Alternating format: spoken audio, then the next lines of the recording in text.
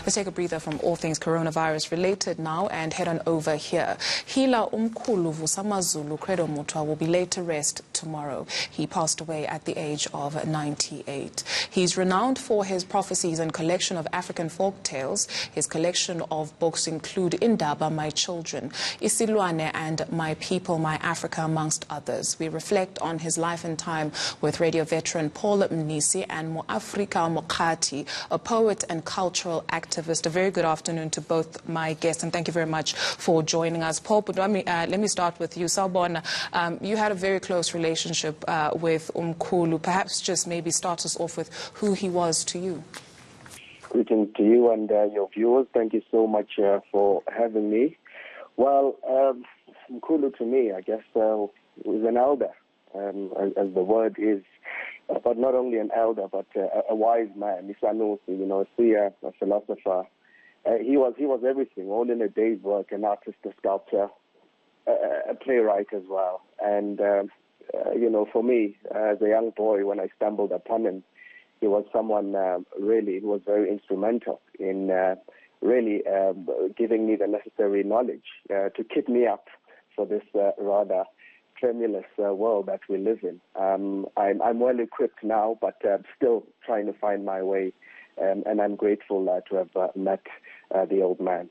Sure, equipped you with the necessary knowledge. And Muafrika, I'd like to quote from the prologue in the book, Indaba, My Children. He says, "It is through these stories that we're able to reconstruct the past of the Bantu of Africa. It is through these stories that intertribal friendships or hatred was kept alive and burning, that the young were told who their ancestors were, who their enemies were, and who their friends were." When you hear this, especially as a storyteller yourself, what kind of, not maybe just legacy, but what kind of work are we left here to then do? Thank you for having me. It is very important for us to know who we are, especially within the creative spaces. We play a very integral role in preserving, the indigenous knowledge system of our land, of our continent. And uMkhulu Credo Mutwa was just giving us the bones. He has been giving us the bones. So it's up to us as Abantwana Bagwantu to understand who we are and how we can heal ourselves. And I would love to believe that amongst all his teachings, he taught us how to heal ourselves. It might be spiritually, it might be physically, but he gave us the bones. So it's really up to us what we really do with the bones now. Now that he's an ancestor who has departed, we can still reach him. We can still communicate with him.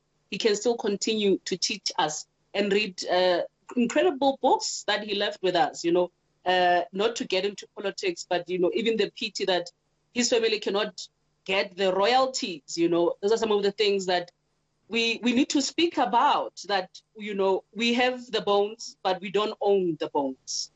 We have the bones, but we don't own the bones. Paul, let me come to you.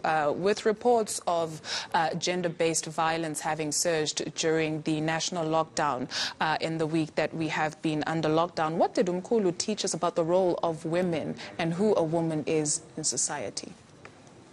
Oh, he always taught that a woman is very important within society, and that we must always, as men, protect women. In 1976, when his house was attacked in Soweto, his wife was actually raped.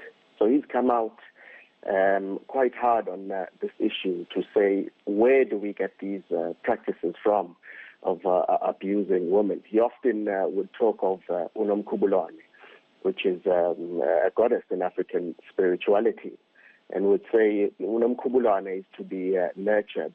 uNomkhubulwane is one, to be protected at all times. So, those are the words, that would really come out from uMkhulu in most cases to say it cannot be that women in our society are subjected to abuse. Africa, as we wrap up the conversation, we hear a lot, especially when we are growing up, and uMkhulu knew that, transitioning from this life into the next could sometimes be the sweetest thing. So in closing up the conversation, what is it that you will take with you in life that you have learned from him?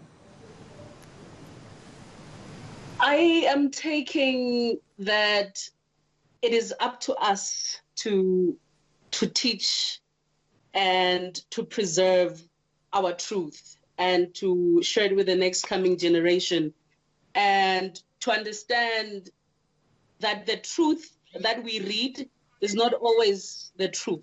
So we must really go deeper. And I would like to also further respond with a short poem here written by myself. My people don't die. They journey yonder to sight over us, hold heaven and hell for us. They are infinity wrapped in human leather, resurrect by cosmic continuity, reincarnate through clan names and totems given in their honor, whispering truth through songs and light.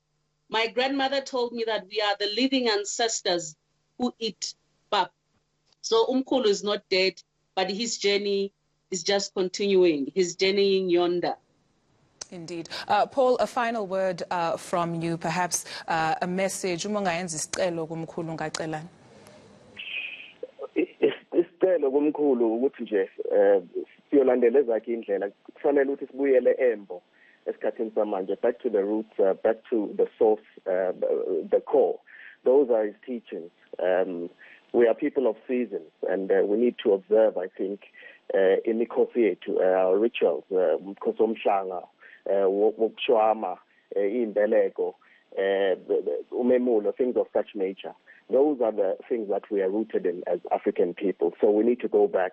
Politicians are busy politicking us, Pastors are squeezing every dime from the poor, and everyone wants to be a pastor and a gospel singer. We need to go back to Embo. Ibuyele manzini ngwenya, yepithu, no that uMkhulu. Sekamagush.